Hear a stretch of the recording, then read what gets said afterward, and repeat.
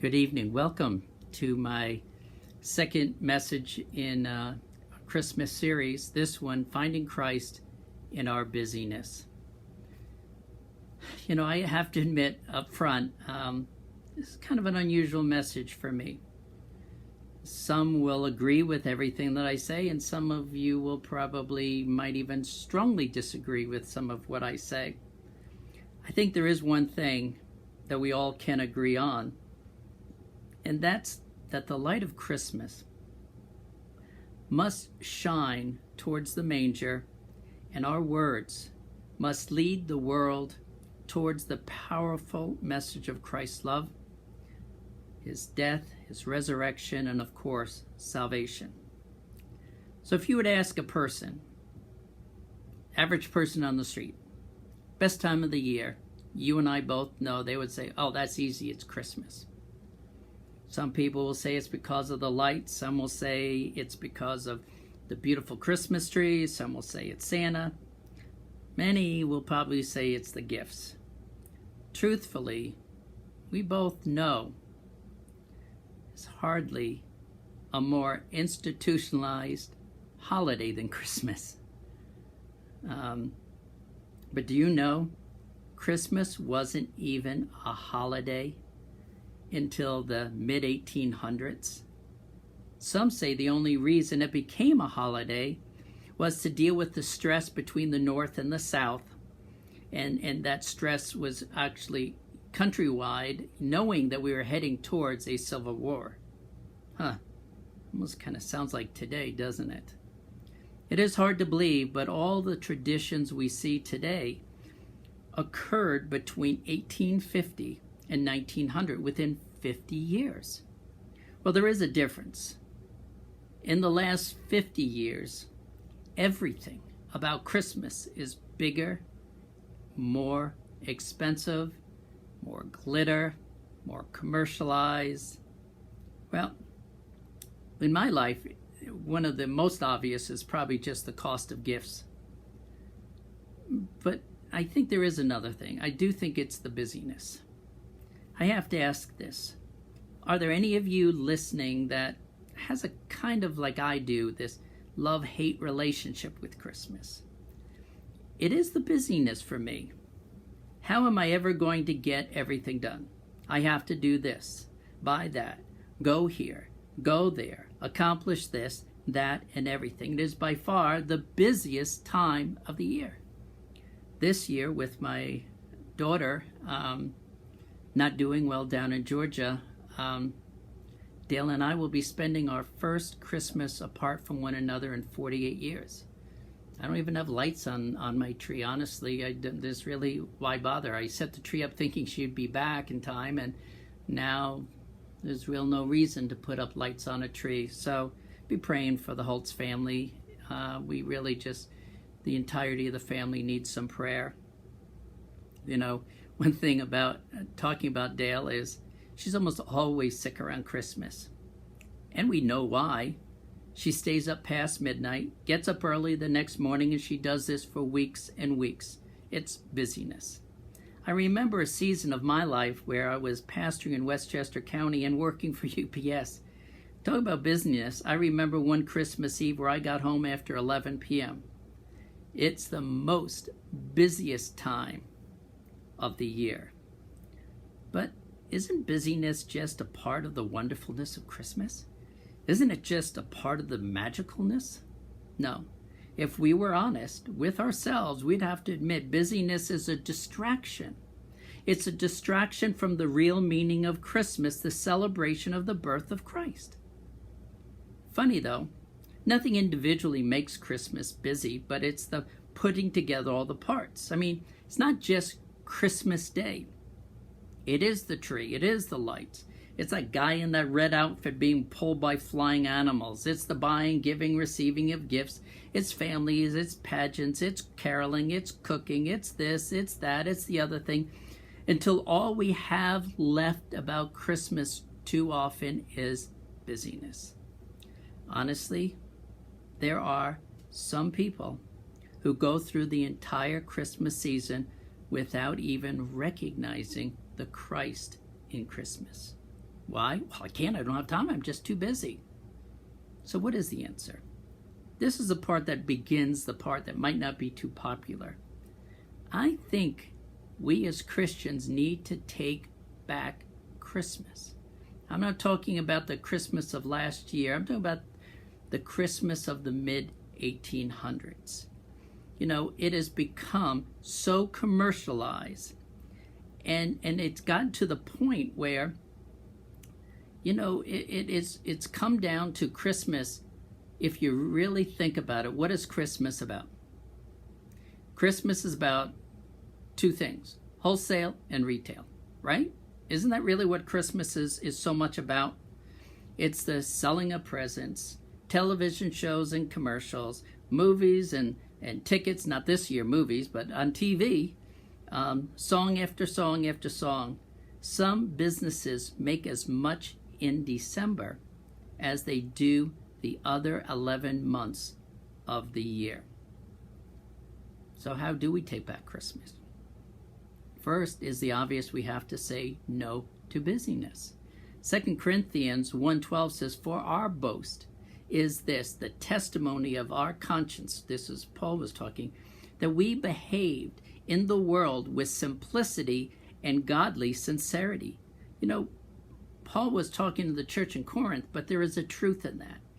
And I believe if Paul was alive today, he would look towards the birth of Christ with simplicity and godly sincerity. Is there anyone listening that would think any of the disciples would be happy or pleased with what we see around Christmas? I don't think so. In fact, the message of Christmas truly is a simple message. Romans 10:9, if we confess with our mouth and believe in it with our heart that Jesus is Lord, we shall be saved. You know, it's about that confession. It's about that belief. So I think we have to admit, if we are honest, that Christmas is not supposed to be this busy. That is supposed to be about the message of Christ, and that message is being drowned out by busyness. I honestly believe the message of Christmas has to be simplified. The focus of Christmas must be on Christ, and all the busyness reduced, so the simplicity of Christ's message is loud, clear, and direct. For it is the message of what? It's the message of salvation. Second, and here's one for you. This really isn't going to be popular with kids. Then we need to spend less on gifts. Matthew says no one can serve two masters. Either you'll hate the one and love the other, or you will be devoted to the one and despise the other. You cannot serve both God and money. Excuse me.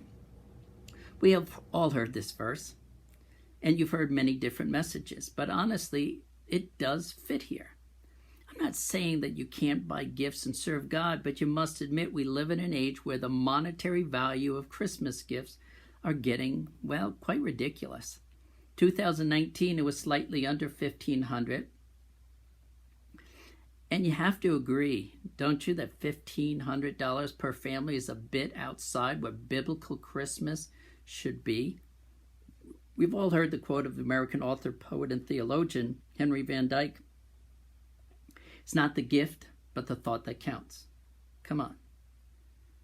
I really doubt, even those who are listening who are devoted Christians would have to, there's that part of us that says, well, you know, yeah, it kind of is the gift. And it kind of is the monetary value of that gift. We sometimes say, well, if you were just going to get me that, then why did you bother?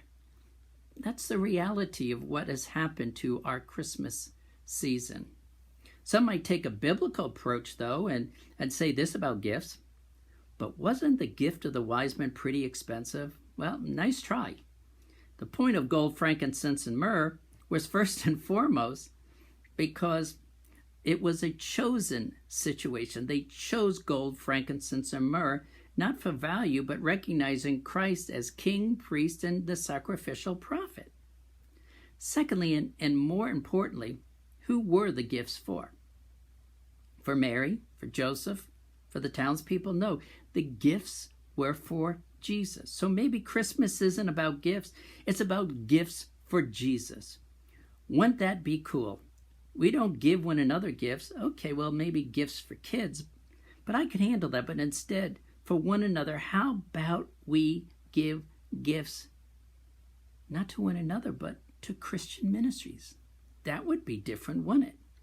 The other true part of Christmas is, who else was there? The shepherds. What did they give? They gave the gift of praise.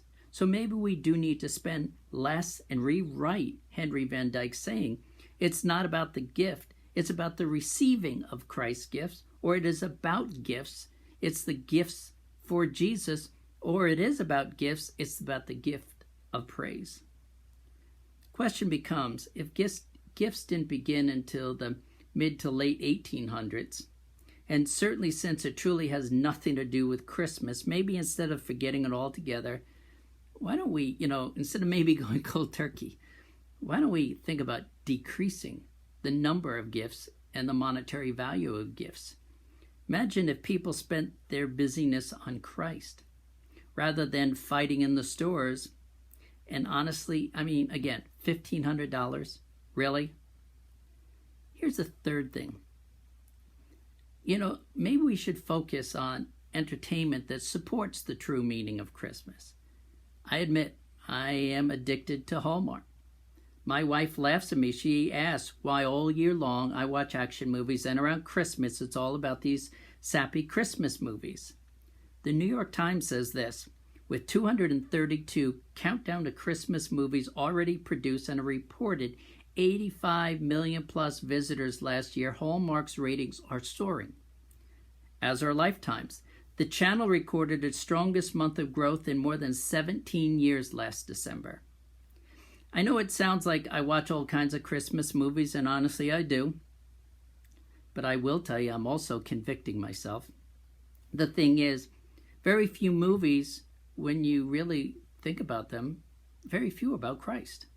Most are about man or woman in a relationship, man or woman falls for somebody else, man or woman ends up with a new man or woman. You add some cheap artificial snow, some Christmas lights and a tree, and what do you have? You have a Christmas movie. 2 Timothy 3:5 reminds us about that form of godliness and denying the power therein. And then it says, from such, turn away. Well, that verse reminds me of cheap Christmas movies. It is a form of godliness. It is denying the power thereof. And it's just not movies. This year, instead of traditional music about mommy kissing Santa, a red-nosed reindeer, Frosty, and Holly Jolly Christmas, whatever that means, I've only been listening to one station, Christmas Spirit, which plays much truer to Christmas Christian songs. So you might be asking, what does Christmas busyness have to do with Christian entertainment? Well, it isn't the busyness per se, but it is that focus of Christmas. It is that simplicity of message. And when you have that simplistic holiday, you have a more realistic holiday. I don't think Christmas is about spending time watching and listening to non-Christian and Christmas and decoration-only movies and songs about sleigh bells, snow, and Santa. It's about Christ's birth. So let us slow down and celebrate Christ. Finally, traditions are nice, but not necessarily biblical. In this year of all kinds of hurt, aches, and pains, we do need to slow down, get back to the Word, and focus on those things that are biblical, not necessarily traditional. I do think that the focus of this Christmas needs to go beyond the normal traditions of get tree, put up lights, buy presents, wrap them, play a song, or in other words, a kind of a replay of last year. It doesn't have to be the most busiest time of the year. It doesn't have to be about glitter. It doesn't have to be about money. So maybe this year it is less glitter, less commercial, less money, less about me, myself, and I, and more about the Christmas of old, more about family, less about busyness, and of course, more about Christ. I do pray a blessed Christmas, one where things slow down and the focus is on things other than lists that need to be accomplished. Thank you for hearing me out, and I pray that maybe it all didn't go right with you, this message, but there's something also that will cause you to pause and think about a more simplistic Christmas this year. Thank you. God bless. Love you all.